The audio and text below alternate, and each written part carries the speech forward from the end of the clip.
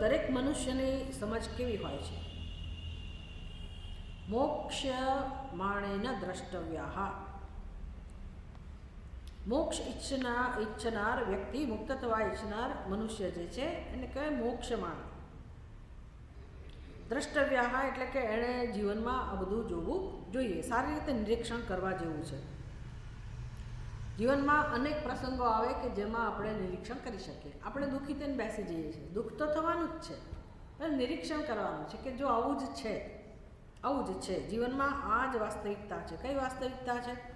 પુત્ર ગુણામાં સ્વાતંત્ર્ય. જે પુત્ર જેને કહે છે સૌ કોઈ કે મારું સંતાન, મારો પુત્ર, કદાચ થોડું ફેર પડે પુત્ર અને પુત્રીમાં, કદાચ, ખબર નથી. બે પુત્રીને એવું ઓછું હોય, પુત્રને વધારે હોય, પુત્રને ઓછું હોય, એવું હોઈ શકે, પણ સંતાન, પુત્ર પુત્રી એટલે સમજવાનું પોતાના સંતાન. તો દરેક માતા પિતાને એવું હોય કે મારા સંતાન, મારા સંતાન, મારા સંતાન. સંતાન હોય તો પણ એમાં મમત્વ હોય, સંતાન ન હોય તો એનું દુઃખ હોય કે મારે કોઈ સંતાન નથી. પણ એના ગુણો એટલે કે એનો સ્વભાવ એ પરખાઈ જાય છે. આખી જિંદગી મારા સંતાન એવું કરે છે, એ એના ઉપર મમત્વ ધરાવે છે, પણ જેવું એ દીકરો મોટો થાય, દીકરી મોટી થાય અને ખાસ કરીને લગ્ન થઈ જાય પછી એનો વ્યવહાર બદલાઈ જતો હોય છે. મોટા ભાગે બદલાઈ જતો હોય છે. આ માતા પિતા અને સંતાન વચ્ચે તો હોવું હોય જ, પણ અંદરો અંદર ભાઈ બહેનોમાં પણ, ભાઈઓમાં કે ભાઈ બહેનની અંદર પણ મોટા થાય એટલે બધું બદલાઈ જાય છે. આવું કેમ થતું હશે? મોટા થાય એટલે કેમ બદલાઈ જાય? નાનપણમાં એટલો બધો પ્રેમ હોય, પોતે ભલે તોફાન મસ્તી કરતા હોય, પણ છતાં એટલી બધી લાગણી હોય, આત્મીયતા હોય, તો ક્યાં જતું રહે? આટલા વર્ષો સુધી સાથે રહ્યા હોય, પ્રેમથી બધાની સાથે વ્યવહાર કર્યો હોય, માતા પિતા બધા સાથે રહેતા હોય, મોટા થયા પછી કેમ બદલાઈ જાય છે બધું? એમાં ખાસ કરીને લગ્ન થાય પછી બધાનો સ્વભાવ કેમ બદલાઈ જતો હશે? શું હશે?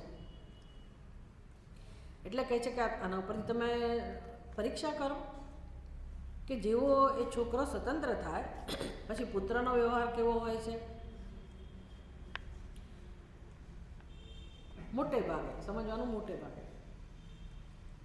પછી આની અંદર જે બીજું દ્રષ્ટાંત છે ને કે દાર ગુણાશ્ચ અધિવેદન અવસર, તો એ કે મને મારી દ્રષ્ટિએ આ બરાબર નથી લાગતું. આમાં તો એનું ટ્રાન્સલેશનમાં એવું કીધું છે કે બીજી સ્ત્રી સાથે લગ્ન કરે તો પછી જે પહેલાંની સ્ત્રી હતી એને કેવો વિરોધ જન્મે છે. તો એ કે આપણી સંસ્કૃતિમાં લાગુ નથી પડતું. હશે કોઈક વખત એવી જગ્યાએ કે બાળક ના થતું હોય ને કોઈ બીજી પત્ની લઈ આવે ને એવા કંઈ સંજોગ હોય તો જુદી વાત છે, પણ બાકી આપણે ત્યાં એ કંઈ પ્રથા નથી. એટલે એનો અર્થ તો પછી શું કરવો? તો કે જ્યારે વધારે પડતું માણસ અસહાય થઈ જાય, બહુ લાંબી બીમારી ચાલે, તો એ વખતે પણ પત્નીને એ પતિ માટે ધીરે ધીરે પ્રેમ ઓસરવા માંડે છે. આવું શક્ય છે મોટે ભાગે. અને ત્રીજી વસ્તુ ભ્રાતૃગુણા દાયવિધો દ્રષ્ટવ્યા, એટલે ભાગ પાડવાનો આવે. વારસાનો જ્યારે ભાગ પાડવાનો હોય એ વખતે ભાઈઓ વચ્ચે જોવા જેવું હોય છે. કોઈ આટલું જતું ના કરે, ભાગ પાડવા માટે તૈયાર. શંકરાચાર્યજી કહે છે પુત્રાદપી ભાજામ ભીતિ. પુત્રાદપી ભાજામ ભીતિ. અને આગળ પાછળનું જોઈ લેજો શું છે. અરે વાહ. અર્થમ અનર્થમ ભાવય નિત્યમ, અર્થમ અનર્થમ ભાવય નિત્યમ. પછી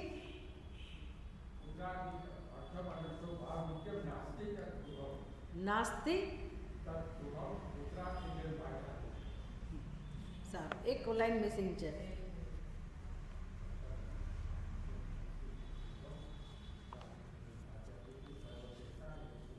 સર્વૈશાપી એશા રીતિ, બધે આ જ રીતિ છે સમાજમાં. અને અર્થમ અનર્થમ ભાવય નિત્યમ. શંકરાચાર્યજી કહે છે કે ભાઈ આ અર્થ જે છે, ધન દોલત જે કંઈ છે, અર્થ એટલે માત્ર ધન નહીં, કોઈ પણ વસ્તુ. અર્થમ અનર્થમ ભાવય નિત્યમ, અનર્થમ એટલે ખરેખર પૈસો નકામો છે કે અનર્થ છે એવું નથી કહેવો. અનર્થનું મૂળ ત્યાં રહેલું છે. જેમ આપણે ગુજરાતી ભાષામાં કહીએ ને, જર જમીન ને જોરું, કચ્છિયાના ચોરું, બધા પાસે છે તો ખરું જ ને, એના વગર જીવન તો ચાલતું જ નથી ને. પણ જો તમે એને એટલું બધું મહત્ત્વ આપો તો એમાંથી ચોક્કસ કજિયો જન્મવાનો. એ કજિયાનું મૂળ છે.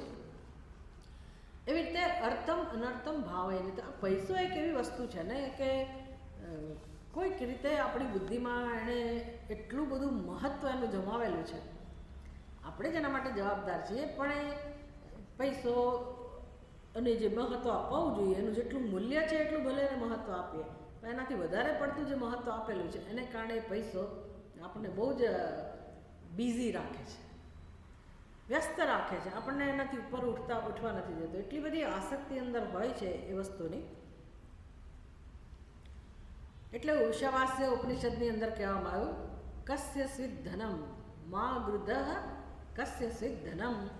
ભાઈ તું લોભની લાલચ ના રાખીશ. ચલો એ તો વ્યવહારમાં કહું કે બીજાના પૈસાને, બીજાનો પૈસો હોય કે બીજાની કોઈ મિલકત હોય, એના પ્રત્યે તું સહેજ પણ એવી દ્રષ્ટિ ના રાખીશ કે આ મને મળી જાય, કે અમારી પાસે હોત તો, અથવા કેમ આની પાસે છે. તું આવી દ્રષ્ટિ જે હોય સહજ રીતે, તો એનાથી તું ઉપર ઉઠજે. પણ કસ્ય સ્વિત ધનમ, કસ્ય સ્વિત ધનમ એટલે શું? તો કે આ ધન છે કોનું સૃષ્ટિમાં? તો વિચાર કરી તો સમજાય કે ખરેખર એ ધનની ગતિ કેવી હોય છે. આજે મારી પાસે છે, આજે હું ખરીદી લાવી એટલે એ પૈસા બીજે ગયા, એણે વળી બીજે વાપર્યા, આમ એક હાથમાંથી બીજા હાથમાં એ ફર્યા જ કરે છે. એટલે એ તો હંમેશા છે ને નિત્ય. એ આપણા કરતાં એનું અસ્તિત્વ વધારે છે. આપણે આવીને જતા રહીએ છીએ, પણ એ બાપદાની જે મિલકતો હોય, એક જન્મમાં આપણી જ હોય કદાચ, પણ આપણે તો જતા રહ્યા. એ મિલકતો કોઈક ભોગવતો હોય, કોઈક ભોગવતો હોય. આવું ચાલતું હશે ને. જે હજારો વર્ષ જૂની ઇમારતો હોય, તો ત્યાં કેટલાય લોકો નિવાસ કરીને ગયા હોય, કેટલાય એનો લાભ લીધો હોય. પણ જીવનમાં આવું જ છે બધું. આપણે આવનારા છીએ, જનારા છીએ. ભલે એવું કહેતા હોય કે બધું અનિત્ય છે. અર્થમરથમ ભાવય નિત્યમ. તું નિત્ય આ પ્રકારે સમજવાનો પ્રયાસ કર કે એ બધી વસ્તુ અનર્થનું મૂળ છે. તો ભ્રાતૃગુણા દાય વિદો, જ્યારે ભાગ પડવાનો હોય ત્યારે, એટલે આપણા જ સંબંધીઓનું દ્રષ્ટાંત છે. પછી એ તમારા અત્યારે નજીકના સગા હોય કે પછી વાયા સગા હોય, જે કંઈ હોય, પિતરાઈ હોય ને બધું કહીએ ને, ફલાણો ભાઈ ફલાણી બેન, એ જે પ્રકારના સંબંધો હોય, જ્યાં જ્યાં મમત્વ છે ત્યાં ત્યાં સમય આવે એ બધા પોતાનો સ્વભાવ પ્રગટ કરતા હોય છે. દરેકની મર્યાદા હોય છે, દરેકની. તો આવું જ છે. એમાં વાંક કોનો છે? જ્યારે વસ્તુ આવી જ છે છતાંય હું એને નિત્ય સમજું, તમે વાંક કોનો છે? એક તો નિત્ય સમજું અને મારું સમજું. હવે જેને તમે તમારા સંતાન કહો છો, એ ભલે છે તમારા, પણ કે તમે નિમિત્ત બન્યા. આખું આ ઉપનિષદની અંદર, બધી ઉપાસનાની અંદર આ બધું શીખવાડે છે કે જીવ કેવી રીતે જન્મે છે, કયા નિમિત્ત બને છે, કયા કારણો, કઈ સૃષ્ટિની અંદર પ્રક્રિયાઓ થાય છે અને જીવનો જન્મ થાય છે. તો એ તો જીવની જન્મવાની આ વ્યવસ્થા છે, ઈશ્વર સૃષ્ટિ છે. પછી એમાં તમે નિમિત્ત બન્યા, એટલે હવે આ મારા પુત્રો, મારા સંતાન, બસ પછી મારું એટલી હદે એ મારું બની જાય છે કે જીવનનો આધાર બની જાય છે. પણ તમારા છે એની ના નથી. ભગવાને આપ્યા છે એટલે કાયમ માટે તમારા બની જાય. એનું સ્વતંત્ર અસ્તિત્વ હોય કે નહીં? દરેક જીવ પોતાનો કંઈક લઈને આવેલો છે, એના પોતાનો કંઈક ધ્યેય હોય, એના પોતાના સંસ્કાર હોય, એટલે કંઈક લેણદેણના નિયમોને કારણે આપણને પ્રાપ્ત થયા હોય. પણ આ સંસાર છે, આ વાસ્તવિકતાનું ચિંતન આપણે કરતા નથી. બસ દુઃખનું કારણ આ જ છે. સંસારનો વાંધો નથી. માતા પિતા હોવું, ભાઈ બહેન હોવા, સંતાનો હોવા, ઘર હોવું, એમાં કોઈ જ વાંધો નથી. જીવન તો આ જ રીતે જીવાય. જીવન જીવવાની વ્યવસ્થા તો આ જ છે. અને જેટલું મહત્ત્વ આપવું જોઈએ એટલું આપવું જોઈએ. આપણને કોઈ એવું નથી કહેતું કે પૈસો હાથનો મેલ છે, એ તમે એની સામે ના જુઓ. ભાઈ પૈસાનું મહત્ત્વ છે. બીજી પોઝિટિવ કરતાં જે ઈશ્વર સૃષ્ટિને ધ્યાનમાં રાખીને જે સમજવાનું હોય દરેક વસ્તુને, તો એમાં આપણે દરેક વસ્તુને ભગવાનનો પ્રસાદ કહીએ છીએ. જેમ અષ્ટલક્ષ્મી, એ રીતે તમે જુઓ તો પણ મમત્વ જાય. પૂછ્યું મમત્વ કેમ જાય? મારું કઈ રીતે જાય? તો આ મારું ને ઓછું કરવાની આ રીત છે, સમજ દ્વારા. અને આ સાચું પણ છે. આપણે કંઈ કલ્પના નથી કરવાની, ભાવના નથી કરવાની કે બધું ભગવાનનું છે. ભગવાનનું જ છે એ જાણવાનું છે. અને તો પછી મારી પાસે છે એનો અર્થ શું સમજવાનો? મારી પાસે છે એનો અર્થ શું સમજવાનો? ભગવાને મને આપ્યું છે પ્રસાદ બુદ્ધિ. તો પછી જીવન જીવવાની જુદી મજા છે. પછી એ ક્યાં સુધી એ સમજ આવવી જોઈએ? ઉપાધિ સુધી. આ ઉપાધિ પણ ભગવાનનો પ્રસાદ છે. બસ એમાંથી મમત્વ જાય એટલી જ વાર છે. બુદ્ધિમાંથી મમત્વ જાય, મનમાંથી મહત્વ જાય. મારી લાગણી, આપણને બીજું તો શું અડવાનું? શું અડે? મારી લાગણી કોઈ સમજતું નથી. એ જ રડવું આવે છે ને, મારી લાગણી. ભાઈ લાગણી એટલે શું? લાગણી ઈશ્વરનું સર્જન છે. સંવેદનશીલતા ઈશ્વરનું સર્જન છે, એ તો હોવાની જ. પણ મારી લાગણી એવું ક્યાંથી થઈ ગયું? અમુક હદ સુધી બરાબર છે, પણ સત્સંગ કોને કહેવાય? વિવેક કોને કહેવાય? ચિંતન કોને કહેવાય? શીખવાનું શું છે? બે લાગણી મારી ક્યાંથી થઈ ગઈ? સત પડી શેમાંથી જન્મી લાગણી? મારી લાગણી અહંકારમાંથી, હુંમાંથી. તો ભાઈ મારી લાગણીની સાથે મારે કટ ઓફ થવાનું છે, ભાઈ એને દૂર કરવાની છે. ભાઈ લાગણી છે તો છે, ભલે તે મારી લાગણી છે એટલે એમાં બીજાએ શું કામ રસ લેવાનો? આપણી ફરિયાદ એ છે, લાગણી છે ને વાંધો નહીં, તમે મારી લાગણી સમજતા નથી. એ આપણો પ્રશ્ન છે. મારું અહીં સુધી ઘર કરી ગયું છે. બસ આવું ચિંતન કરવું, આપોઆપે મમત્વ દૂર થશે. દ્રષ્ટવ્યા મોક્ષ માણેના, તો જેને મોક્ષની ઈચ્છા છે એણે આ પ્રકારે દરેક પ્રસંગમાં નિરીક્ષણ કરવા જેવું છે. કામે ગતિરીતિ પૃચ્છતે ચરમ શ્વાસે પિયસ્વાર્થમ તસ્ય જનસ્યાપિ કૃતે પાપા કુર્વન્તિ પાપાની. બધી સમાજની પરિસ્થિતિનું વર્ણન છે. એટલે આપણા ઘરમાં હોય, આપણા જીવનમાં હોય, અન્યત્ર પણ હોય. સર્વેશામ એષા રીતિ. તો કહે છે કે મૃત્યુ સમયે આ માણસ ચરમ શ્વાસે અપી. ચરમ શ્વાસ એટલે બિચારાના છેલ્લા શ્વાસ ચાલી રહ્યા છે મનુષ્યના, એ સમયે પણ યહ મે કા ગતિ ઇતિ સ્વાર્થમ પૃચ્છતે. ભાઈ એના જે સ્વજનો હોય ને, અહીંયા એવી કલ્પના કરવામાં આવી કે કોઈ મનુષ્ય જે પુરુષ છે એ મરણ પથારીએ પડેલો છે અને એના અંતિમ શ્વાસ. તો પત્ની આવીને એ વખતે એને પૂછે છે કે તમે તો જતા રહેશો, પછી મારું શું? અને તમે મારા માટે શું વ્યવસ્થા કરી? મારા ભાઈ મારા નામે કંઈ મૂક્યું છે કે નહીં? મારું જીવન કેમ જીવીશ? એટલે આ બધું અજાણું છે? કશું અજાણું છે? જાણે જ છે ને. તો કહે છે કે આમાં તમને પ્રેમ દેખાય છે? તમને તમારા સ્વજનોનો પ્રેમ દેખાય છે? આપણી કથા નથી, ભલે બીજાની સાથે બની રહ્યું છે, પણ તમને એમાં લાગે છે કે જે મારું કરે છે વ્યક્તિનો એના માટે પ્રેમ હોય? આવું જ છે બધી જગ્યાએ.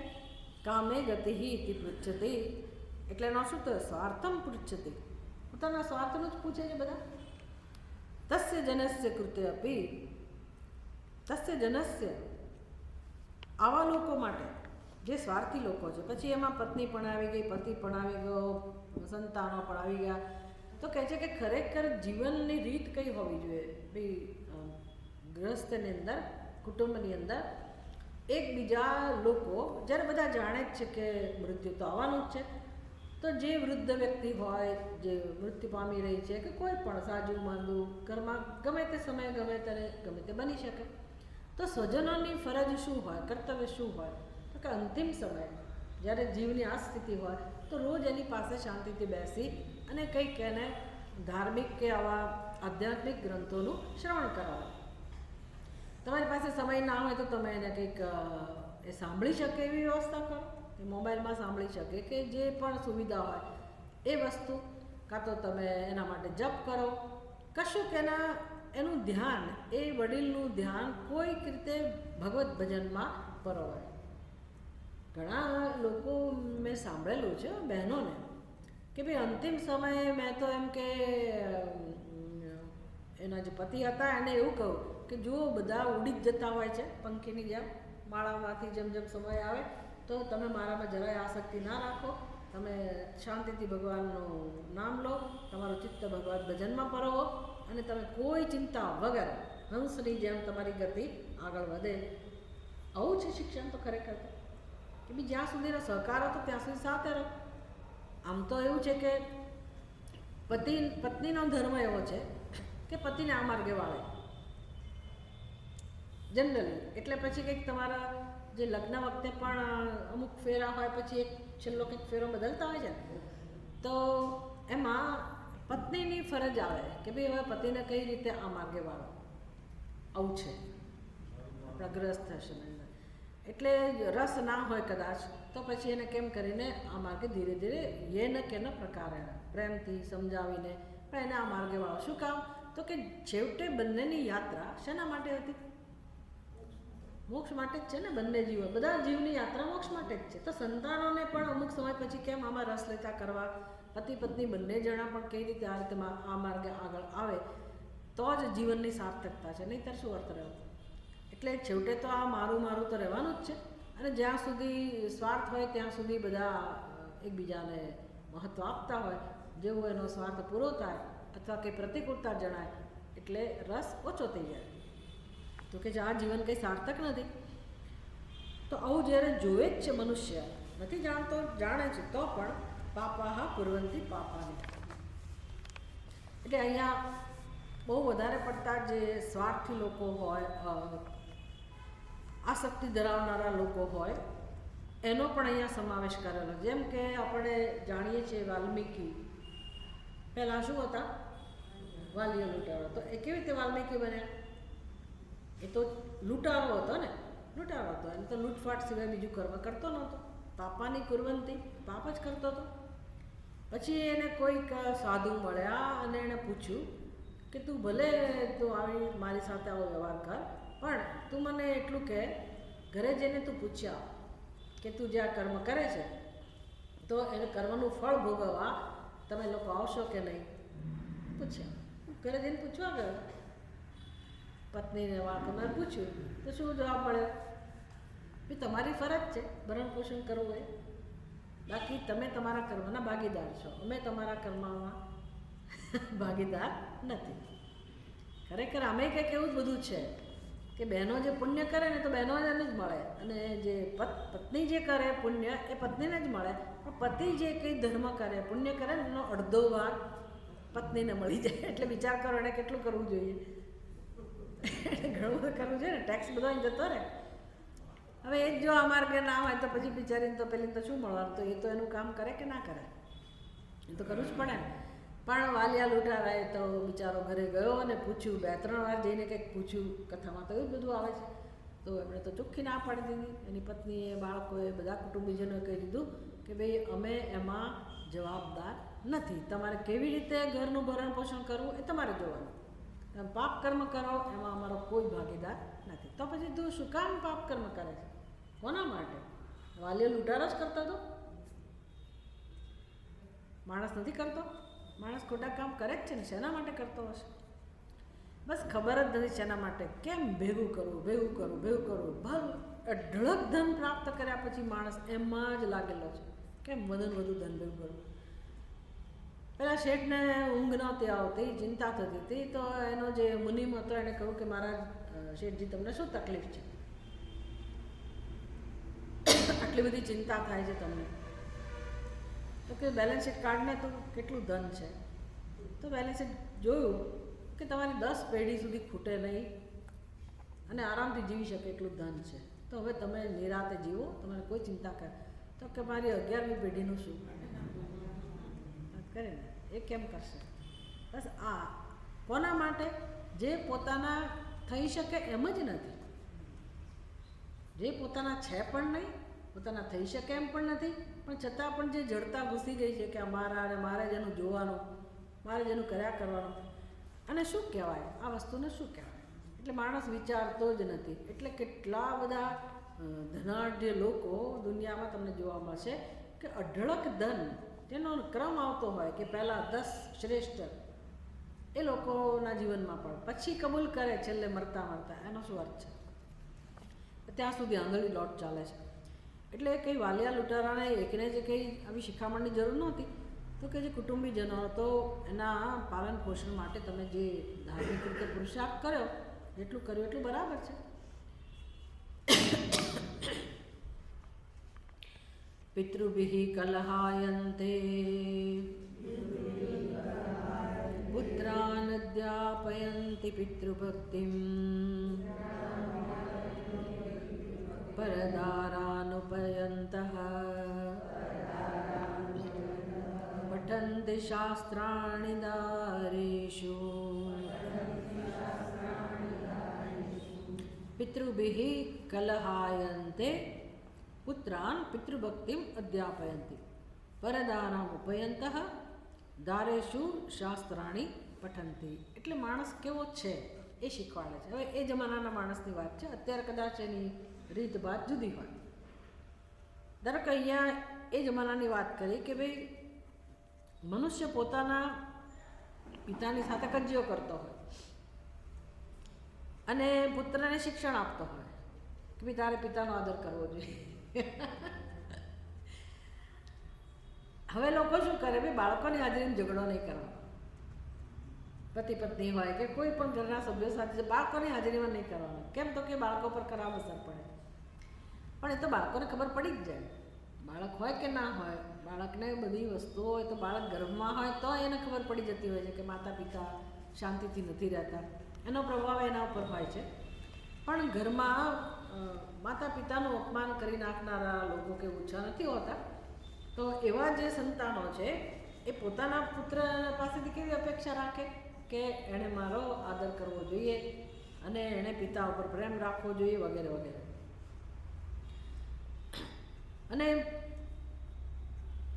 એ જમાનામાં આવું ચાલતું હશે એટલે કે છે પરદારાનુપયन्तઃ. આડે રસ્તે ગયા હોય, ચારિત્ર્ય વગરના લોકો હોય, પોતે વ્યભિચાર કરતા હોય અને પોતાની પત્નીને એ ઉપદેશ આપે પતિવ્રતા બનવાનો. એટલે અત્યારના જમાનામાં તો આ બધું બધાને ખબર હોય છે શું ચાલતું હોય છે. અપેક્ષા આપણે રાખતા હોઈએ, ભલે ને ઉપદેશ ના આપો તો કંઈ નહીં, પણ દરેક પિતાની અપેક્ષા એવી હોય કે મારો પુત્ર મને આદર આપે, મને પ્રેમ કરે. અને દરેક પતિની કે પત્નીની બે બાજુ સમજી લેવાનું.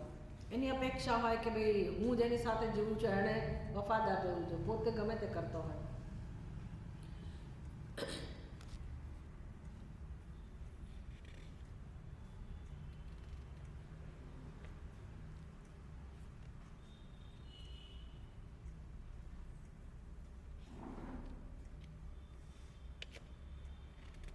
અત્યારના જમાનાની રીતભાત જુદી હોય. એ જમાનામાં જે બનતું હોય એનું વર્ણન કર્યું હોય. અત્યારે કદાચ જુદા પ્રકારે વ્યવહાર થતો હોય. અત્યારે તો તમે જોઈ શકો કે ભાઈ પિતાની સાથે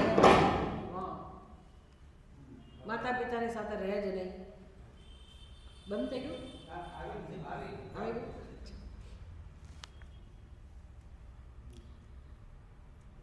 અત્યારે લોકો સાથે મોટે ભાગે રહેવાનું પસંદ જ ના કરે અને પોતાના ઘરડા મા બાપને વૃદ્ધાશ્રમમાં પણ મૂક્યા હોય, બધું કરે. અને પછી વોટ્સએપમાં બધું સોશિયલ મીડિયા ઉપર દેખાડે વિડીયો કે ભાઈ કાલ સવારે તમારો દીકરો. હમણાં જ એક વૃદ્ધાશ્રમમાંથી જ કોઈકે એક ક્લિપ મોકલેલી. એટલે હવે લોકો આવા શું કરે, માણસ કેટલી હદે નિર્દયી બની જતો હોય છે. એટલે વૃદ્ધાશ્રમવાળાએ નક્કી કર્યું કે હું વિડીયો બનાવું. એટલે જે રિક્ષામાં પેલો માણસ એની માતાને લઈને આવ્યો હશે, દીકરો અને વહુ બંને જણા. માતાની સ્થિતિ એટલી ખરાબ હતી કે વાત ના પૂછો. એના પડોશી પણ જોડે આવેલા. પડોશીએ વાત કરી. એ જે વૃદ્ધાશ્રમનો માલિક હતો, જે સંચાલન કરનારો હોય સંચાલક, એણે પેલા ભાઈને કીધું કે જો ભાઈ હું તારી માતાને લઈ તો લઉં છું, માને લઈ લઈશ, પણ તું કેમ નથી રાખતો. એટલે પહેલાં એ જે કંઈ બાના બતાવવાના હતા ને બતાવ્યા. પછી આ માણસે જાણી લીધું કે તમારી પાસે કેટલા વીઘા જમીન છે. એટલે પેલી માતાના નામે જમીન, તો કે હું આ જમીન અમારી સંસ્થાના નામે કરી દઈશ, તારે મૂકવું હોય તો મૂકી જા માતાને, જમીન હું લઈ લઈશ, તું વિચાર કરી જાઓ, તક આપું છું. બેમાંથી એકે ના માને પતિ પત્ની. પેલી પત્ની કહે છે કે હા હા જોઈ લઈશું. પછી પત્ની કહે છે તો અમારે નણંદને પૂછવું પડે ને અમારે, એટલે પછી બધા બાનાબાજી શરૂ થઈ જ્યારે પૈસા લેવાની વાત આવે ત્યારે. પણ સેવા કરવાની કોઈ તૈયારી નહીં. પેલો સંચાલક કહે છે જો લખી રાખો તમારા બાળકો છે, તો કે હા એક દીકરો છે, તો કે એને મારું સરનામું આપજો, તમારા દીકરાને મારું સરનામું આપજો. તો પેલો કહે છે કેમ? તો કે તમને પછી મૂકવા આવશે ને પાછો. એટલે એમને અત્યારથી રિયલાઇઝ થાય છે કે નહીં એના માટે બહુ પ્રયત્ન કરે. પણ બહુ જ ખરાબ અત્યારે સમાજની સ્થિતિ છે કે કોઈ હિસાબે એ લોકો માતા પિતાની સેવા કરવા નથી ઈચ્છતા. એવા લોકો છે, એટલા નિર્દયી. પડોશી આવીને બધી સાફ સફાઈ કરે, પેલીને ઘરમાં પૂરી દે, દુનિયામાં બહુ બધું ચાલે છે. હવે જ્યારે આવું જોઈએ જ છીએ કે સમાજની આ જ સ્થિતિ છે, આપણે તો શું શીખવાનું છે કે ભાઈ આપણા ઘરમાં આવું કશું ના હોય, આપણે સદાચારી હોઈએ, સેવા કરનારા હોઈએ અને આપણને રિસ્પેક્ટ પણ આપતા હોય, આપણે પણ રિસ્પેક્ટ આપીએ, બધું બરાબર છે. પણ છતાં પણ દોષ કયો છે આપણા જીવનમાં? કયો દોષ આપણે જાણવાનો છે અને દૂર કરવાનો છે? મારું મારું. એ તો દૂર કરવાનું જ છે. શું કામ દૂર કરવાનું છે? કારણ કે એ માતા પિતા પણ આપણને છોડીને જતા રહેવાના છે, એ સગાવાલા પણ આપણને છોડીને જતા રહેવાના છે. એટલે બધાથી વિયોગ તો નક્કી જ છે. સર્વે સંયોગાહ વિયોગાંતઃ. જેને જેને હું મારું મારું કહું છું એ તમામે તમામ વસ્તુઓ છોડીને જવાનું જ છે, આજે નહીં તો કાલે. તો પછી એ મને દુઃખ આપનારું કઈ વસ્તુ છે? જો વાસ્તવિકતા જ હોય તો પછી હું દુઃખ શેના કારણે દુઃખી થઉં છું? ખાલી મમત્વને કારણે. એટલે વાસ્તવિકતાને સમજવી અને આદર અને પ્રેમ દ્વારા કેવી રીતે વ્યવહાર કરવો, કેવી રીતે જીવન જીવવું અને ઈશ્વરને સત્યને જાણતા જવું, પોતાનું કલ્યાણ પણ કરવું અને જે આપણું કર્તવ્ય હોય કર્તવ્યનું પાલન કરતાં કરતાં બીજાને પણ સુખ પહોંચાડવું. આ મોક્ષનો ધર્મ છે. હવે કળિયુગની વાત કરે છે કે કળિયુગની અંદર લોકો કેવી સમજ રાખતા હોય છે.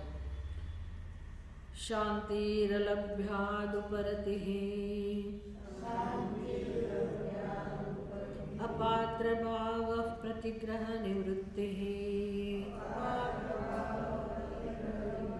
શાંતિર્દુર્બલયતેતિ ચ નિવૃત્તિધર્મા કલાવેતે.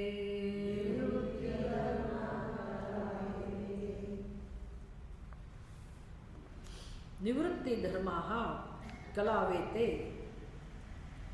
શાંતિઃ અલભ્યાत् ઉપરતિઃ અપાત્રભાવઃ પ્રતિગ્રહ નિવૃત્તિઃ શાંતિઃ દુર્બલતા ઇતિ ચ નિવૃત્તિધર્માઃ કલૌ એતે. અલભ્યાत् ઉપરતિઃ શાંતિઃ અપાત્રભાવઃ પ્રતિગ્રહ નિવૃત્તિઃ દુર્બલતા શાંતિઃ ઇતિ એતે કલૌ નિવૃત્તિધર્માઃ. તો ગ્રંથકાર કહે છે કે કળિયુગની અંદર આને લોકો નિવૃત્તિ ધર્મ કહે છે. હવે નિવૃત્તિ ધર્મ એટલે શું? સંન્યાસીનો ધર્મ. ખરેખર નિવૃત્તિ ધર્મ એટલે કેમ સંસારમાંથી ઉપર ઉઠવું, અને એ મોક્ષનો માર્ગ છે. સાધકના લક્ષણો છે, મુમુક્ષુના લક્ષણો છે, એને કહે નિવૃત્તિ ધર્મ. તમે બે પ્રકારના ધર્મ વિશે સાંભળ્યું હશે, ખરા ને? કે ભગવદ્ ગીતાની અંદર શંકરાચાર્ય વર્ણન કરે છે ને કે ધર્મ બે પ્રકારનો છે. એકનું લક્ષણ છે પ્રવૃત્તિ, પ્રવૃત્તિ લક્ષણ ધર્મ, અને બીજો ધર્મ કયો છે? નિવૃત્તિ લક્ષણ ધર્મ. પ્રવૃત્તિ લક્ષણ ધર્મ એટલે શું? તો કે જેમાં આપણે કર્મનો આશ્રય લેતા હોઈએ એના પ્રવૃત્તિ લક્ષણ ધર્મ, કે જ્યાં હજી આપણા જીવનમાં આલંબન કરવાનું છે. પછી એ સેવા હોય, કર્તવ્ય કર્મ હોય, કે પછી આપણી જે વ્યવસ્થાનો ભાગરૂપે આપણે કર્મ કરતા હોઈએ, પણ પ્રવૃત્તિનો આશ્રય લઈને આપણે કરતા હોઈએ. પછી જીવનમાં એક સમય એવો આવે કે ધીરે ધીરે આપણે ચિંતનના માર્ગે આગળ વધીએ. ચિંતન કર્મ હોય ખરું, પણ મુખ્ય પ્રધાનતા કોની હોય? ચિંતનની. એટલે હવે કેમ બધું વિડ્રો કરવું, પાછા વળવું, અંતર્મુખ બનવું, એને કહે નિવૃત્તિ માર્ગ. એટલે તો દરેકના જીવનમાં આ ક્રમ તો આવવો જ જોઈએ. પ્રવૃત્તિ લક્ષણ ધર્મ અને નિવૃત્તિ લક્ષણ ધર્મ. એટલે ધર્મ તો જોઈએ જ જીવનમાં, એમાં તો કોઈ પ્રશ્ન જ નથી. પણ પછી નિવૃત્તિ લક્ષણ ધર્મ એટલે હવે જ્યારે શરીર પણ જ્યારે વૃદ્ધ થવાનું હોય, 50 વર્ષ પછી શરીરની ક્ષમતા પણ ઓછી થતી જાય, તો એ વખતે તમે એટલી બધી દોડધામ ના કરી શકો, પ્રવૃત્તિ ના કરી શકો, પણ તમારું ચિંતન વધવું જોઈએ. પહેલી પ્રવૃત્તિ ઓછી થાય અને તમારી બધું સામર્થ્ય શેમાં વપરાય? ચિંતનમાં, ઉપાસનામાં, એ બધામાં. હવે નિવૃત્તિ ધર્મ, કળિયુગની અંદર નિવૃત્તિ ધર્મ આને કહેવાય એવું સમજી લે છે. એટલે ઘણા લોકો એવું માની લે છે કે અમે અંતર્મુખ બન્યા, અમારી અંદર વૈરાગ્ય આવ્યો, અમારી અંદર ક્ષમા ભાવના અમે વિકસાવી, અમે તો આવા છીએ, અમે તો તેવા છીએ, અમે બહુ હવે સંસારમાં રસ નથી લેતા, આવું બધું. આવું એ પોતાની જાતે પોતાને માનતા હોય.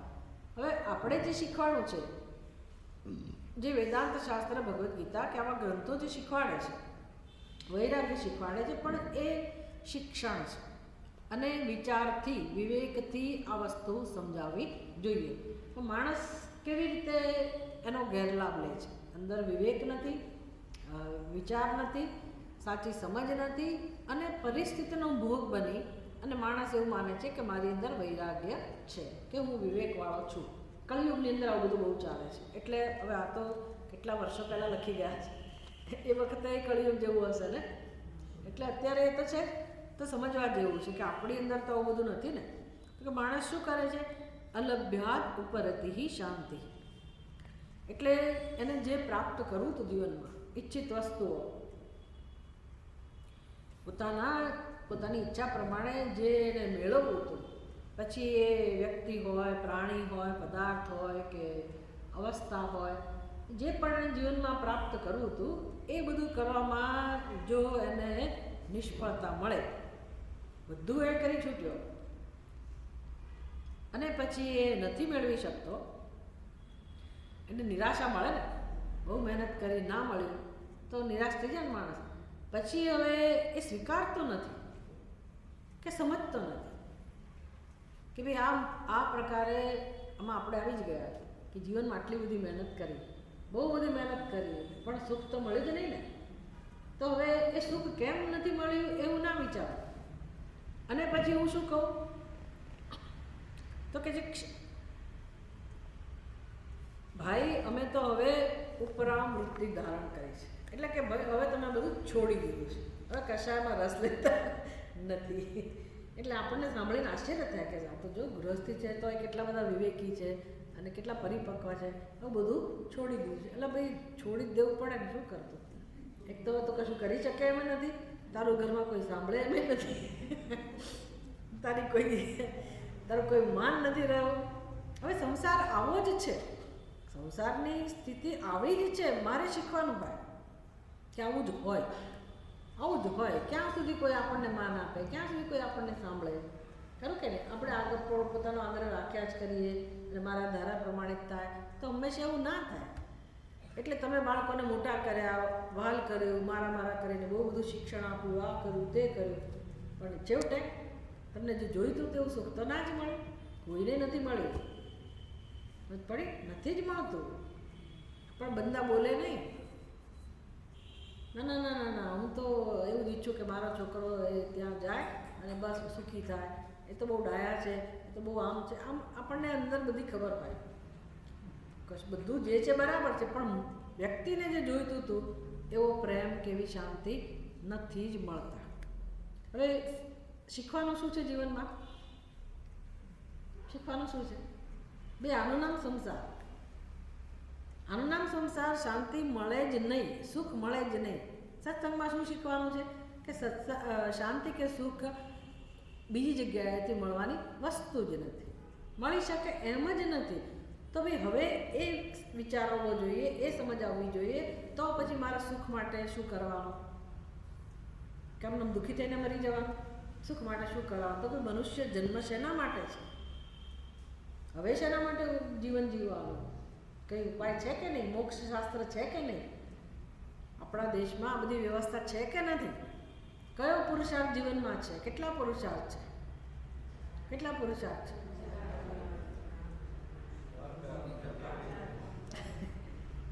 તો પછી મોક્ષ પુરુષાર્થ ક્યારે કરવાનો? ક્યારે કરવાનો? ભલે નિરાશ થઈ ગયા પછી કરવો તો જોઈએ કે નહીં? એની બદલે આ માણસ શું કહે છે? અમે કશામાં રસ લેતા નથી. તો સત્સંગમાં આવો ને? ના, એ નહીં.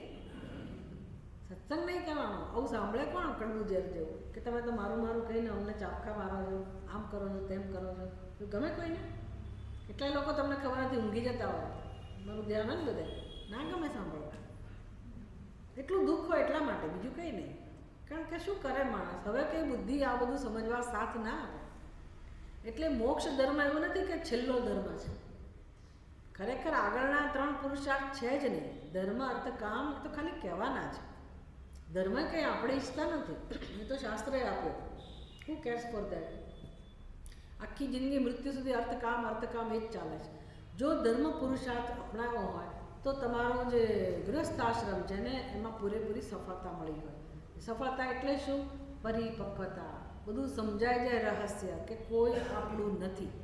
ભજનમાં કાશે બધા કોઈ કોઈનું નથી રે, કોઈ તો પછી શું કામ? પહેલેથી શાસ્ત્રને તો ખબર જ છે કે કોઈ કોઈનું નથી. આપણે એમ કહીએ છીએ કે લોકો આવા છે, એવું નથી. ખરેખર કોઈ કોઈનું બની શકે એમ જ નથી. આત્મનસ્તુ કામાય સર્વમ પ્રિયમ ભવતી. ઉપનિષદની આ જ ઘોષણા છે કે સત્ય આ છે. એટલે જીવનમાં તમે એ સત્યના આધારે આગળ વધો અને તમારું જીવન ધર્મને મહત્વ આપી પછી અર્થકામ પૂરા કરો. એટલે ધર્મ, અર્થ, કામ ત્રણેય પુરુષાર્થ મોક્ષ માટે જ છે. પુરુષાર્થ તો એક જ છે, મોક્ષ. પણ એની દિશા આપણે નથી અપનાવી, એ માટે કોઈ પ્રયત્ન નથી કરવો. અને હવે આ માણસ પેલી દ્રાક્ષ ખાટી છે કથા સાંભળી છે ને? દ્રાક્ષ ખાટી છે, બસ એના જેવો નિર્ણય લઈ લે છે કે ભાઈ હવે તો અમને કંઈ કશામાં રસ નથી, બસ મને તો શાંતિ જ ગમે છે. મને ખબર છે કે શાંતિ અંદર કેટલી હોય. કોઈ પૂછતું નથી તમને, તમારો વિશ્વાસ કોઈ જીતતું નથી, કોઈ એટલા આત્મીય લાગતા નથી. બાકી કોઈ હોય આત્મીય અને પૂછે એટલી જ વાર છે. કોઈ પણ વૃદ્ધ પાસે જઈને તમે આમ થોડુંક એનામાં રસ લો ને કે ચલો ભાઈ બા એકલા છે, દાદા એકલા છે, આપણે જરા બેસીએ, સંગ વધતો જાય. પછી એ જે યાદ કરીને કહે ને એનું 50 વર્ષ જૂનું બધું કહેશે કે આ તો મેં સહન કર્યું, બાકી કોઈ હોય તો સહન કરે? એટલે બધાને અંદર બધું દુઃખ જ હોય છે, કંઈ શાંતિવાંતિ હોતી નથી. પણ ક્યાં જાય કહેવા, શું કરે? પણ સાવધાન કરે છે આપણને કે જો આપણી એવું રીત હોય, આપણે એવું સમજતા હોઈએ તો કહે છે કે એને ખરેખર કંઈ શાંતિ કહેવાતી નથી. એટલે નિવૃત્તિ ધર્મ નથી. સારું, બીજું દ્રષ્ટાંત આપ્યું, અપાત્ર ભાવ પ્રતિગ્રહ નિવૃત્તિ. આ કદાચ સંન્યાસીઓ માટે કે પછી કોઈ એવા બીજા કોઈ લોકો હોય જે દાનનો સ્વીકાર કરતા હોય, ભિક્ષુક લોકો, એને ધ્યાનમાં રાખીને હશે કે માની લો કે કોઈ એ વ્યક્તિમાં કોઈ એવી યોગ્યતા જ નથી કે કોઈ એને દાન આપે. તો પછી એ માણસ શું નક્કી કરે? એને કોઈ મળે નહીં દાન આપનારું, એટલે પછી એ બીજાને જાહેર શું કરે? તો કે મેં તો પારકું લેવાનું જ બંધ કર્યું છે, હું તો કોઈ બીજા વસ્તુ આપે ને એ વસ્તુ લઉં જ નહીં.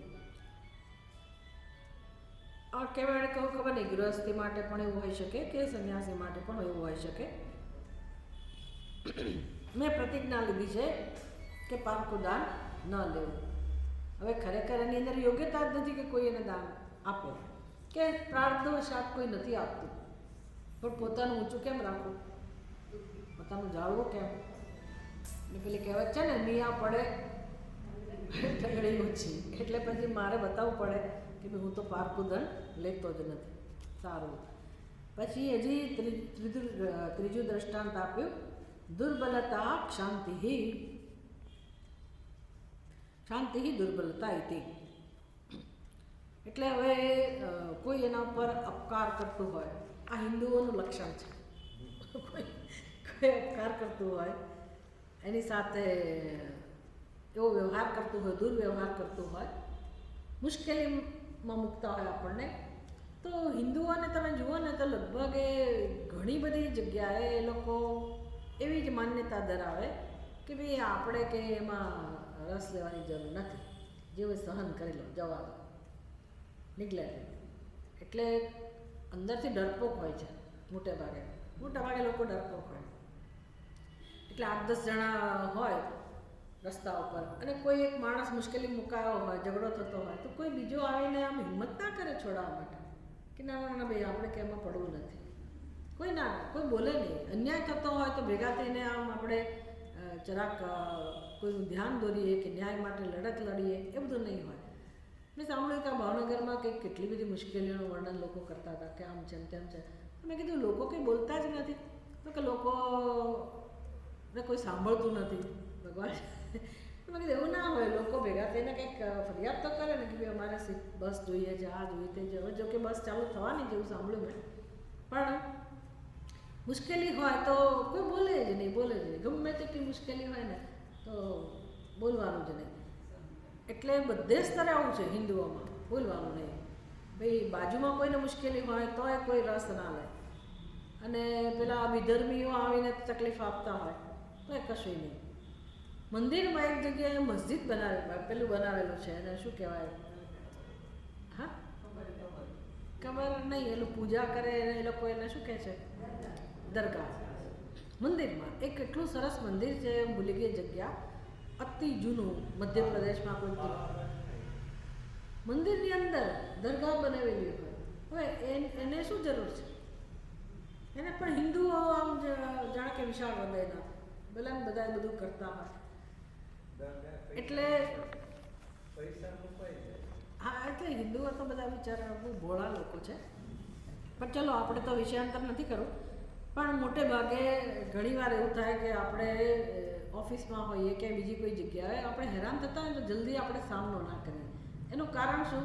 આપણી અંદર તાકાત જ નથી હોતી. એટલે હોઈએ દુર્બળ, પણ પછી કહીએ શું કે ભાઈ હું તો બધું જતું કરું છું, માફી આપી દઉં છું, એ જાણે એના કર્મો જાણે. આપણી વૃત્તિ આ છે.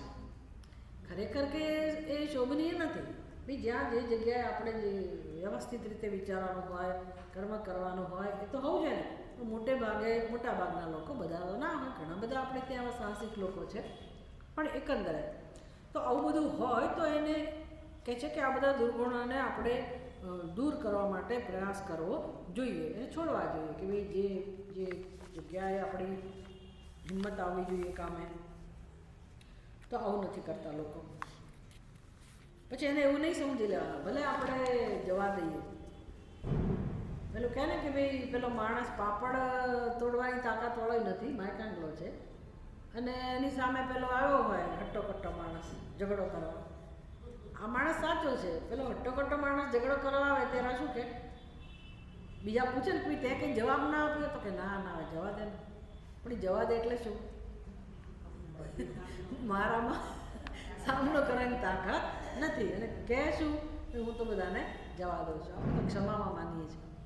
એટલે આને કંઈ ખરેખર એ વ્યક્તિ ક્ષમાશીલ છે? એ ખાલી એટલું જ આપણે તો વિચારવાનું કહે છે કે નિવૃત્તિ માર્ગ કોને કહેવાય? તો કે તમે જીવનમાં જેમ જેમ પરિપક્વ થાઓ, બધું જતું કરતાં શીખો, એ સાચી સમજમાંથી વૈરાગ્ય આવે, એને ખરેખર નિવૃત્તિ ધર્મ કહેવાય. એટલે એમાં તમે પ્રવૃત્તિપરાયણ હો, પુરુષાર્થ કરો અને વિકાસ કરો, પણ હારીને પછી એમ કહો કે ના હવે તો મેં નિયમ લીધો છે કે હું તો પરમાત્મામાં જ રસ લઈશ, તો એવો કે પરમાત્મામાં રસ પડતો હતો નથી. મોટાભાગની સમાજમાં સ્થિતિ આ જ હોય ને અમુક ઉંમર પછી. એટલે માણસો આવું બધું કહે, ના અમે તો કંઈ જતા નથી, હવે તો હું ટીવી નથી જોતી, હવે આમ નથી કરતો, સગાવાલાને બહુ ભળતા નથી, પણ હવે ક્યાંય સંબંધ જ ના રહે તો ક્યાં ભળવા જઈએ, અથવા તો જે કંઈ કારણ હોય એ આવું જ હોવાનું. તમે એમ ના માનતા કે અમારા જીવનમાં આવું નથી, બધે આવું જ હોવાનું. કારણ કે સંસાર તો આને જ કહેવાય, સ્થિતિ તો આ જ પ્રાપ્ત થાય. તો ક્યાં મારે જાગવાનું છે? નિવૃત્તિ ધર્મ મારે શીખવાનો છે કે તો પછી હવે આ બધામાંથી વિડ્રો થઈ આવું જ છે તો હવે મૂકો ને માથા પર. પછી ખાલી દેખાવ કરવાની શી જરૂર છે કે હું રસ નથી લેતો અને મને આમ નથી થતો? ખરેખર નિવૃત્તિ ધર્મ અપનાવો, રસ લેવાનો છે, પણ ક્યાં લેવાનો છે? ક્યાં રસ લેવાનો છે? આત્મામાં, સત્સંગમાં, ચિંતનમાં, મનનમાં, ભક્તિમાં, એમાં રસ લેવાનો છે, જીવનનો ઉપયોગ કરવાનો છે. પછી ક્ષમાશીલતા એની મેળે બહાર આવશે, બધું બહાર આવશે. હવે અંદર બધી ફરિયાદો તો હજારો છે કે મને આવા ઘરમાં આવા લોકો મળ્યા, આને આમ કર્યું, આને એમ કર્યું ને, તો ક્ષમા ક્યાં છે આપણી અંદર? નથી ને. એટલે એ બધા ગુણોને વિકસાવવા એનું નામ નિવૃત્તિ ધર્મ. નીતિ જ્ઞાનિયતિ જ્ઞાહ વેદજ્ઞાપि ભવન્તિ શાસ્ત્રજ્ઞાઃ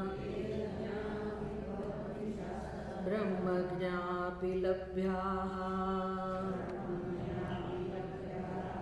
સ્વાજ્ઞાનજ્ઞાનિનો વિરલાઃ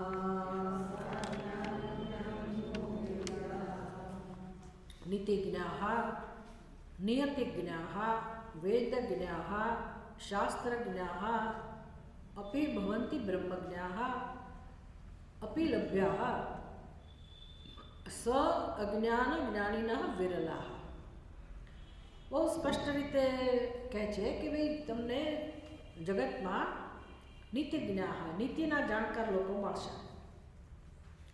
પછી નિયતિજ્ઞાઃ એટલે ભવિષ્ય જાણનારા કહો એવા જાણકાર લોકો પણ મળશે. શાસ્ત્રજ્ઞાઃ અપि ભવન્તિ શાસ્ત્રનું જ્ઞાન ધરાવનારા લોકો પણ હશે.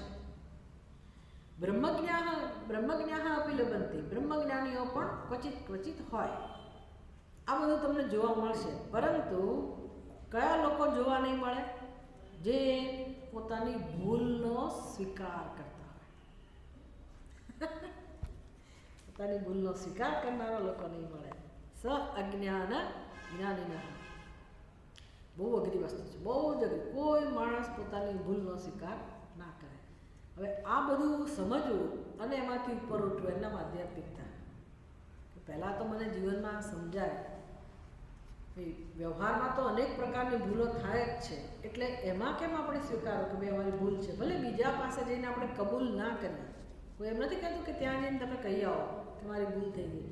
એ પણ એક સરસ રીત છે જીવન જીવવાની. ભાઈ કહી આવો કે ભાઈ મિચ્છામિ દુક્કડમ શું હોય છે એ ને એક રીત છે. ભાઈ ચલો મને તમે માફ કરજો, કંઈક આખા વર્ષમાં મારાથી કંઈક થયું હોય.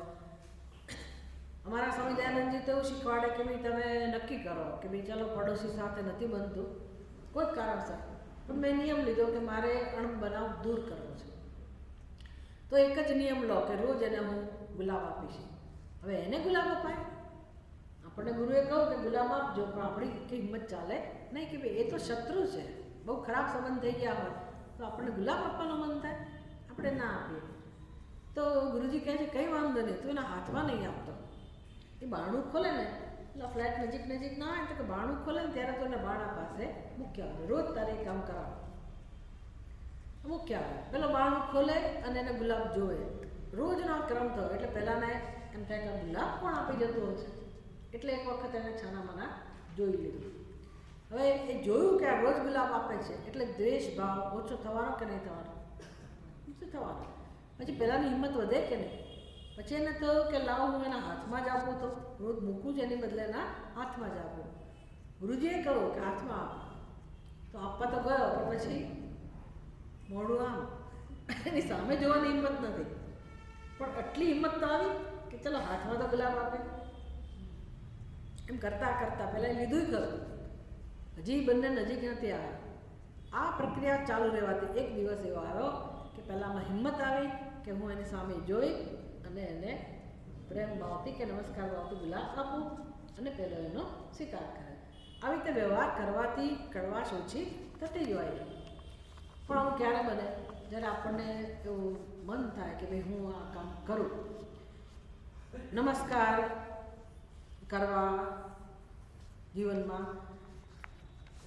કોઈક રીતે અહંકારને નમ્ર બનાવવો. પણ વ્યવહારમાં મુખ્યત્વે જ્યારે ભૂલ થાય ત્યારે આપણે સ્વીકારવું. એને કહેવા જઈએ કે ના જઈએ, ભલે એને કહેવા ના જાઓ, પણ આપણે અંદર ખબર પડી જોઈએ કે આ મારી ભૂલ હતી, મારે હવે સાવધાની રાખવાની, ફરી ભૂલ ના થાય એની સાથે કે અન્યત્ર ક્યાંય પણ. આમ આપણું ફોકસ ક્યાં હોય? પોતાની ઉપર, કે મારા સ્વભાવમાં જે ભૂલ છે, દોષ છે એનો હું સ્વીકાર કરું. નહીંતર આપણી જીવન જીવવાની રીત કેવી હોય? એને ભૂલ સ્વીકારવી જોઈએ. ભૂલ બંને પક્ષે હોય જ, નાની કે મોટી ભૂલ તો હોય.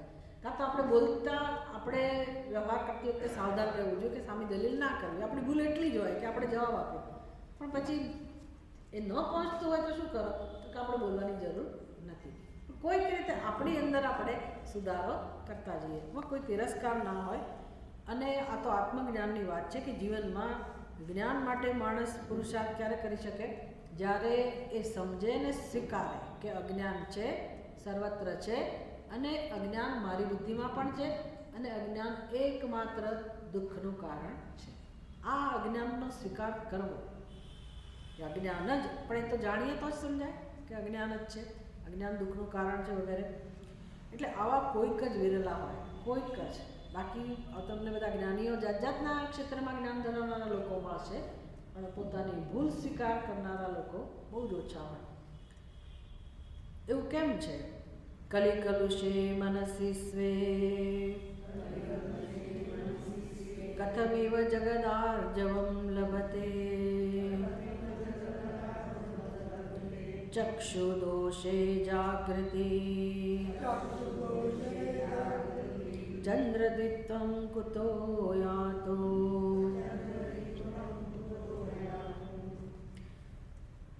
તો કહે છે કે સ્વે મનસી કલી કલુષે સતી જગત કથમ ઇવ આર્જવમ લભતે.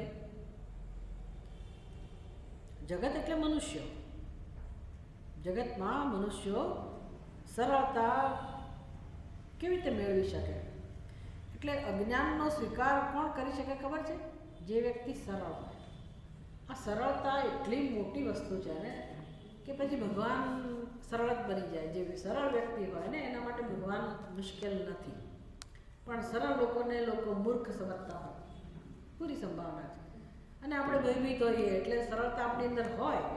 બાળક અવસ્થામાં, બાલ્યાવસ્થામાં બધા નિર્દોષ હોય, પણ ધીરે ધીરે ધીરે આપણે એવું શિક્ષણ મેળવીએ કે કેમ મારી રક્ષા કરવી અસલામતીને કારણે.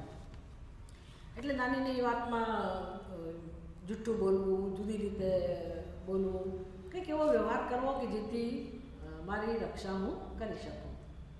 પણ ખબર નથી કે આવો સ્વભાવ જ છેવટે આપણને નડવાનો. એટલે માણસ છળ કપટનો આશ્રય લેતો જાય, એને ચાલાકી સમજે, એને લોકો સ્માર્ટ કહે, આવું શીખે. એટલે બુદ્ધિનો ઉપયોગ એમાં જ થાય કે હું કેમ સૌથી વધુ મેળવી લઉં, કેમ પહેલાં મેળવી લઉં, કેમ મહાન બનું, કેમ આગળ વધું. બસ માણસ આમાં પોતાની અંદર, પોતાના વ્યક્તિત્વમાં દોષ ભેગા કરતો હોય છે. તો કહે છે કે જ્યારે સ્વે મનસી કલી કલુષે સતી, જ્યારે મનમાં જ આટલું બધું ભર્યું હોય કલુષતા, તો પછી એ જગતમાં સરળતાથી કેવી રીતે જીવી શકે? અને એને બીક છે કે હું સરળ બનીશ તો મારે બધું ગુમાવવું પડશે. ખરેખર ગુમાવવું પડતું હોય છે, એની ના નથી, પણ ભૌતિક વસ્તુઓ ગુમાવવાની આવે. જે આધ્યાત્મિક વસ્તુ જે છે, જે આનંદ આપણે ઈચ્છીએ છીએ, એ ગુમાવવાનો વારો આ વ્યક્તિએ એને આવતો નથી. એને તો મળે જ છે, એને તો શાંતિ મળે જ છે. સરળ વ્યક્તિઓને કુદરતમાંથી, પરમાત્મા પાસેથી સહજ રીતે શાંતિ મળે છે. કુદરતનો નિયમ છે, કારણ કે આત્મા સરળ છે એટલા માટે. હવે આત્માને જ હું જાત જાતનો એના વિશે અધ્યયનો કરીને હું મારી જાતને એવી બનાવું, મને મારા આત્માનું દર્શન કેવી રીતે થાય, આત્માનો લાભ કેવી રીતે મળે? ના મળે. એટલે મારે જતું કરવું પડે. ભાઈ જગતમાંથી, જગત પાસેથી ના મળે તો કંઈ નહીં, મને આત્માવાળો તો મળે છે ને, આત્માનો આનંદ તો હું મેળવી શકું છું ને. હવે આવી તાકાત તો કોનામાં હોય?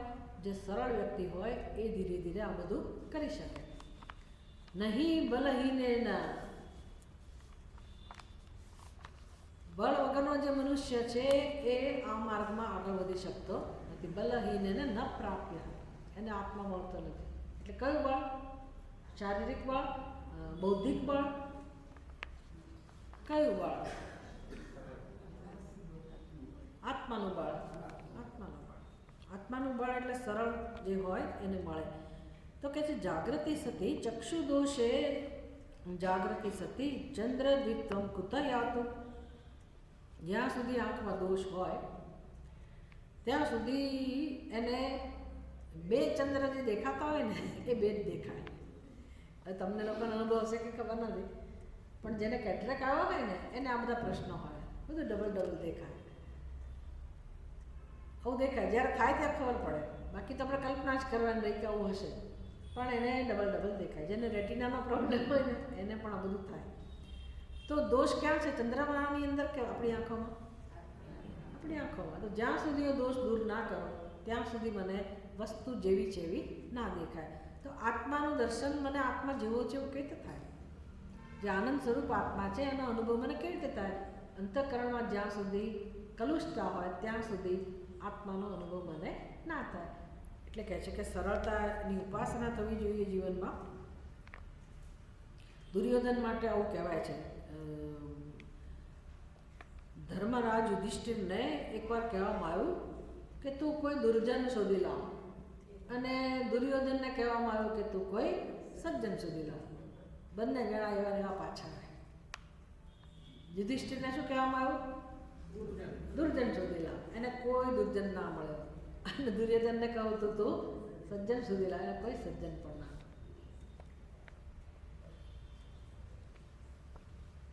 એટલે એનો શું થયો?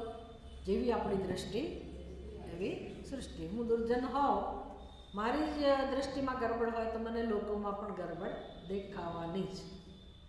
નહીંતર ઓળખી કઈ રીતે શકીએ આપણે? ને આપણને લુચ્ચાઈ આપણે જાણતા હોઈએ, લુચ્ચાઈ કોને કહેવાય કે આપણો સ્વભાવ એવો હોય તો જ બીજાની લુચ્ચાઈને આપણે જાણી શકીએ. વ્યવહારમાં બહુ તકલીફ થાય છે. એટલે પેલો માણસ જે સરળ માણસ હોય ને ઓળખી જ ના શકે. એ એના ઉપર અધ્યારોપ જ કરે, કારણ કે પોતે એવું કરતો હોય ને એટલે એમ થાય કે હા આવું જ કરતા હોય.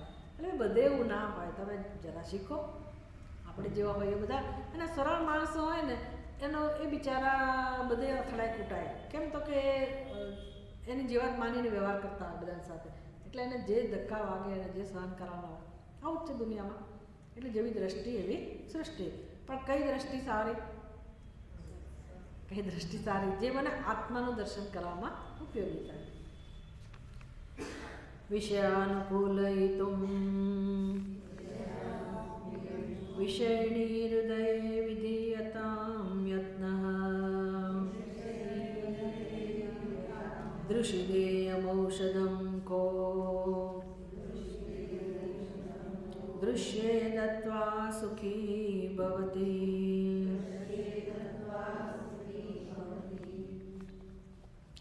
બધું જ માર્ગદર્શન બહુ સુંદર રીતે આપી રહ્યા છે કે જીવનમાં આપણે કેવો વ્યર્થ પ્રયત્ન કરીએ છીએ, ખોટી દિશામાં પ્રયત્ન કરીએ છીએ. શું કરીએ છીએ? બધી વસ્તુને અનુકૂળ બનાવવાનો પ્રયત્ન આપણે કરીએ છીએ. વિષયાન અનુકૂલયિતુમ વિષયણી હૃદયે યત્ન વિધીયતા. એટલે બધો આપણો જે પુરુષાર્થ છે ને, કોઈ માણસ એવો નથી કે જે પ્રયત્ન ના કરતો હોય જીવનમાં સુખી થવા. બધા જ કરે છે. પણ કઈ દિશામાં કરે છે? બહારની દિશામાં. કઈ રીતે પ્રયત્ન છે? બધા મને અનુકૂળ બને. શેમાં રસ હોય છે? બધા મને અનુકૂળ બને. કેમ અનુકૂળ બનાવવા? જ્યાં માખણ મારવાની જરૂર હોય ત્યાં માખણ બને. કોઈ આ કરવાની જરૂર તે કરે, પેલું કરે, સેવા કરે, બધું હોય છે. એના માટે બધા મને અનુકૂળ બને. તો કહે છે વિષયાન અનુકૂલયિતુમ વિષયની હૃદય વિધીયતામ યત્નઃ. તો ત્યાં ભલે પ્રયત્ન કરો અનુકૂળ બનાવવામાં, કે વાંધો નથી. પણ બીજો પ્રયત્ન જ્યાં સુધી આપણે આપણા અંતઃકરણને અનુકૂળ બનાવવાનો પ્રયત્ન નહીં કરીએ ત્યાં સુધી કામ થવાનું નથી. કારણ કે મન એવ મનુષ્યાણામ મિત્ર, મનુષ્ય એવ કારણમ બંધ મોક્ષયો. આપણું મન જ આપણા માટે બંધનનું પણ કારણ છે. આપણું મન જ આપણા માટે મોક્ષનું કારણ છે. હજુ મનને હું નહીં કેળવું તો પછી જગત ગમે તેટલું અનુકૂળ, જગત ખરેખર હંમેશા માટે અનુકૂળ હોતું નથી, હોય જ નહીં. થોડાક સમય માટે અનુકૂળ હોય, કાયમ માટે કોઈ આપણને અનુકૂળ ના હોય. આપણું મન જ ક્યાં અનુકૂળ હોય છે? આપણું મન જ આપણને દગો દેતું હોય છે. આજે આવી ઈચ્છા કરે ને જ્યારે વસ્તુ મળે ત્યારે એને બદલાઈ જાય કે મને ઈચ્છા નથી જોતું, તો કોનો ભરોસો કરો? મન જ આપણું એવું છે. તો કે છે અનુકૂળ બનાવવું એટલે અંતઃકરણ શુદ્ધિ. વિષયણી હૃદયે વિધીયતામ યત્નઃ. તો મુમુક્ષુએ ક્યાં પ્રયત્ન કરવો જોઈએ? પોતાના હૃદયમાં, અંતઃકરણમાં. હૃદયને અંતઃકરણને અનુકૂળ બનાવવા માટે મુમુક્ષુએ પ્રયત્ન કરવો જોઈએ. શું કામ? દૃષિદેયમ ઔષધમ. ભાઈ તમે વૈદ્ય પાસે ગયા, આંખમાં તકલીફ છે, અને વૈદ્ય કહો કે આ તમે આંજણ તમારી આંખમાં આંજો, અને તમે ત્યાં દ્રશ્ય પદાર્થોમાં આંજણ લગાડો. તમને આપ્યું તો છે ને માટે આંખમાં લગાડો. તમારે જે જોવું છે ને ત્યાં લગાડ કરો તો કંઈ ફાયદો થવાનો છે? તો દવા ક્યાં, ઉપયોગ ક્યાં કરવાનો છે? એટલે અનુકૂળ કોને બનાવવા કે મનને. લોકોને અનુકૂળ બનાવવામાં કંઈ આપણી જિંદગી આખી વાપરી ના નાખવાની અને એમાં કંઈ સફળતા મળતી નથી. હવે કુટુંબીજનોનું સ્વાર્થીપણું ખાલી આપણે 2 શ્લોક જોઈને પૂરું કરીશું. દારા પુત્રેષુ રતાઃ પુત્રા પિતૃધન પરિગ્રહ વ્યાગ્રાઃ ધન પરિગ્રહ વ્યગ્રાઃ રોદન શરણા જનની પરલોકગતસ્ય કો બંધો પશ્યન્તિ પ્રિયમાણાન મરિષ્યતો નો મિમતે સ્મરન્તિ મૃતાઃ કથયન્તિ ચૈવ સચ્ચેષ્ટન્તે કથયન્તિ ચૈવં અસચ્ચેષ્ટન્તે નિત્યવત્તુ પરમ. બંને શ્લોકની અંદર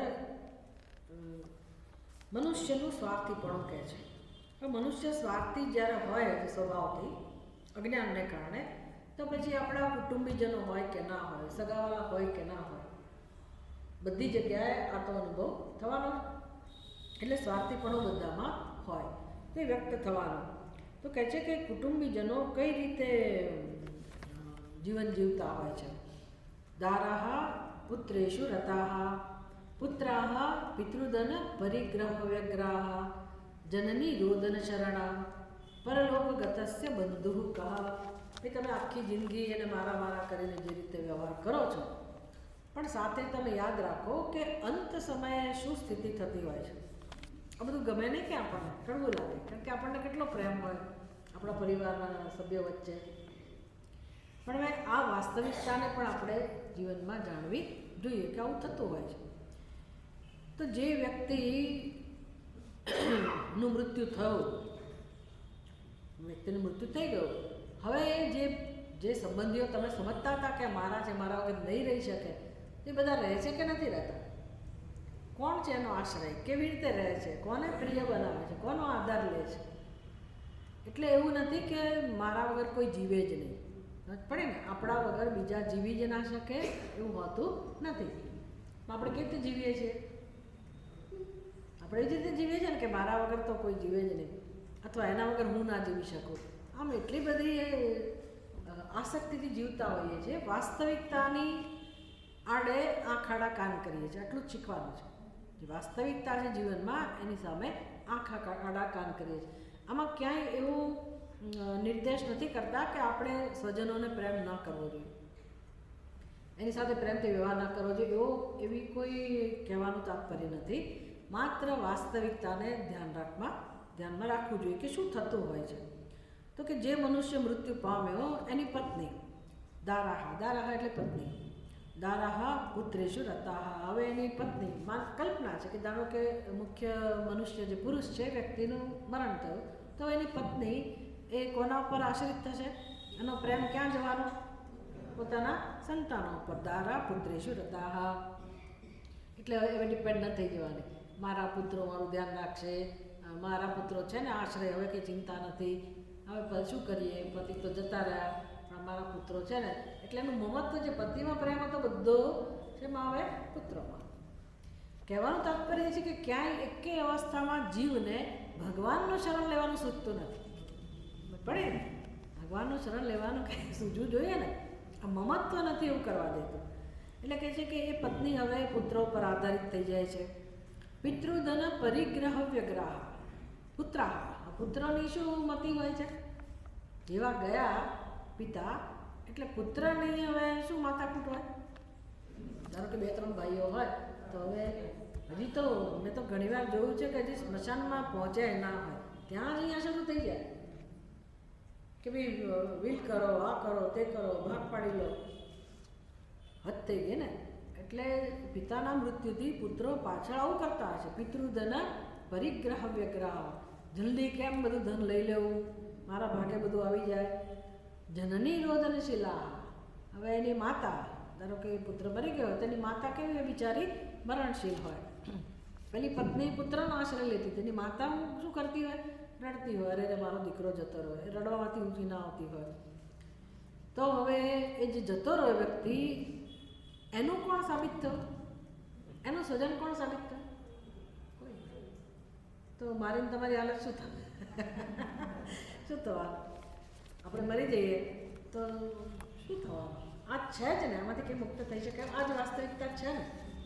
તો શું કામ ઠગારી આશામાં માણસ જીવતો હશે, મારું મારું કરીને?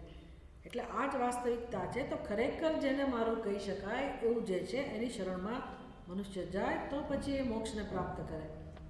અને સમજ કેવી છે? આપણી સમજ આપણું ધ્યાન દોરે છે. મ્રિયમાણાન પશ્યંતી મરિષ્યંત અનુમિમતે મૃતામ સ્મરંતી. આ બધી આપણી કથા છે કે માણસના જીવનમાં શું વિચારતો હોય છે. મ્રિયમાણાન પશ્યંતી, રોજ જોઈએ છે આપણે કે લોકો મૃત્યુ પામે છે, નજીકના કે દૂરના સગાનું મૃત્યુ થતું જ હોય છે. તો આપણે મૃત્યુ પામતા લોકોને જોઈએ છે. આપણા ઘરમાં વડીલો જે મૃત્યુ પામે એની આપણને ખબર છે. તો મૃત્યુ વિશે જાણો છો કે નથી જાણતા? મૃત્યુ થાય જ છે બધા. તો પછી અનુમિમતે મૃતાન સ્મરંતી મનુષ્યતઃ અનુમિમતે, બીજા પણ મરશે, બીજા પણ મરવાના છે એવું અનુમાને કરીએ છીએ આપણે. અને જે મૃત્યુ પામેલા છે એને સંભાળીએ પણ છે, એને યાદ પણ કરીએ છીએ કે મારા પિતા આમ હતા, મારા દાદા આમ હતા, એને ભૂલતા નથી. એટલે મૃત્યુ પામેલાને યાદે કરીએ છીએ. આજુબાજુ સમાજના લોકો મરતા હોય છે અને મ્રિયમાણાન પશ્યંતી, મનુષ્ય જે મરી રહ્યો છે એને પણ જોઈએ છે. મરણ પામતા લોકોને પણ જોઈએ છે નજરે. અને આજે નહીં તો કાલે બીજા મરવાના, એ ખબર છે, બધી ખબર છે. પણ મારું મૃત્યુ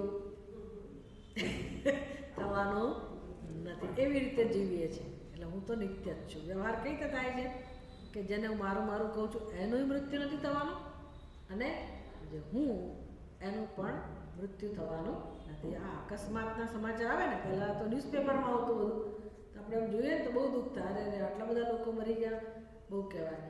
એટલે રોજ વાંચીએ છીએ ને કે એક્સિડન્ટમાં મરી ગયો, અને બીમારીમાં મરી ગયા, અને ફલાણું આમ. તો બધા સમાચાર આપણને મળતા હોય. કોઈ દિવસ માણસને એમ નથી થતું કે કાલે મારો વારો પણ હોઈ શકે, છાપામાં મારું નામ હોઈ શકે. એવો વિચાર નથી આવતો આપણને. કરીએ આવો વિચાર? કાલે મારો ફોટો આવશે, કે મારી સાથે અકસ્માત બની શકે. ધારો કે આવો વિચાર આવતો હોય તો આપણી સ્થિતિ કેવી હોય? માની લો કે એવો વિચાર આવ્યો કે ભાઈ કાલે આપણે નહીં હોઈએ, તો મારી સ્થિતિ કેવી હોય? અને મારી સ્થિતિ કેવી હોય?